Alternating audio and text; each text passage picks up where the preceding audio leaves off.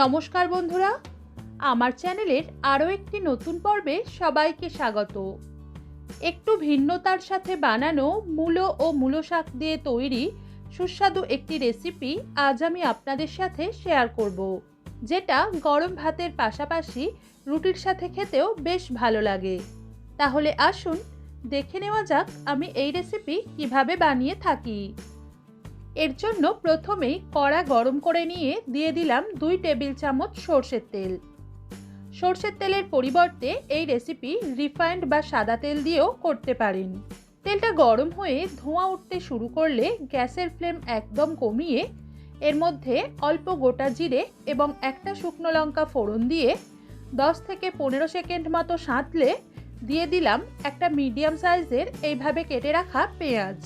Medium ফ্লেমে রেখে কিছুক্ষণ ভেজে নেওয়ার পর পেঁয়াজের রং একটু পরিবর্তন হতে শুরু করলে এর মধ্যে একটা মিডিয়াম সাইজের এইভাবে কেটে রাখা আলু, 250 গ্রাম মূলো এবং অল্প নুন দিয়ে সব উপকরণ মিশিয়ে সামান্য নাড়াচাড়া করে নেওয়ার পর এটাকে ঢাকনা দিয়ে লো ফ্লেমে রেখে রান্না হতে দেব 5 মিনিট, যাতে মূলো ও আলুর টুকরোগুলো একটু ভাজা ভাজা হয়ে নরম হয়ে আসে।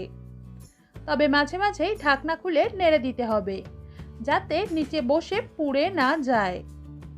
প্রায় 5 মিনিট পর ঢাকনাটা খুলে এর মধ্যে একটা ছোট সাইজের এইভাবে কেটে রাখা বেগুন এবং হাফ চা চামচ রসুন বাটা দিয়ে সব কিছুর সাথে মিশিয়ে মিডিয়াম ফ্লেমে রেখে 2 মিনিট ভেজে নেব, যাতে বেগুনের টুকরোগুলো একটু ভাজা ভাজা হয়ে যায় এবং রসুনের কাঁচা গন্ধটাও চলে যায়।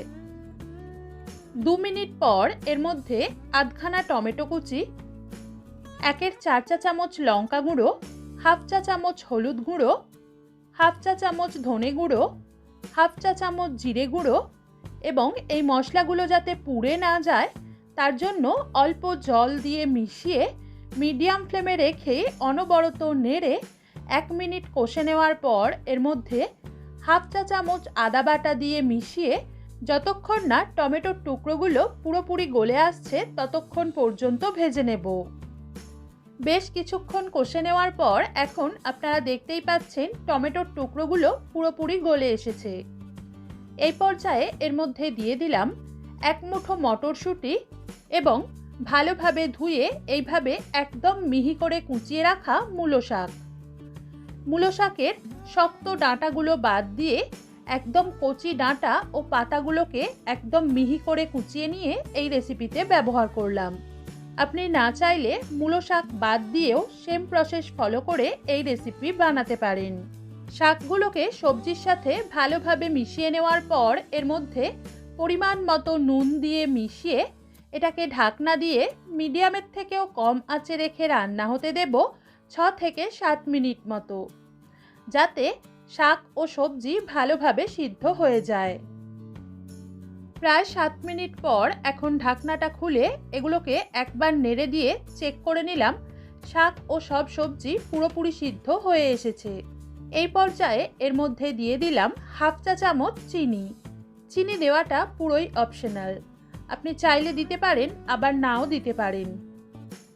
এবার চিনিটাকে সব কিছুর সাথে ভালোভাবে মিশিয়ে কয়েক সেকেন্ড নাড়াচাড়া করে নেওয়ার পর গ্যাসের ফ্লেম অফ করে এটাকে ঢাকনা দিয়ে কিছুক্ষণ রেস্টে রেখে একটা সার্ভিং প্লেট বা বাটিতে নামিয়ে নিলেই তৈরি হয়ে যাবে আমাদের আজকের রেসিপি।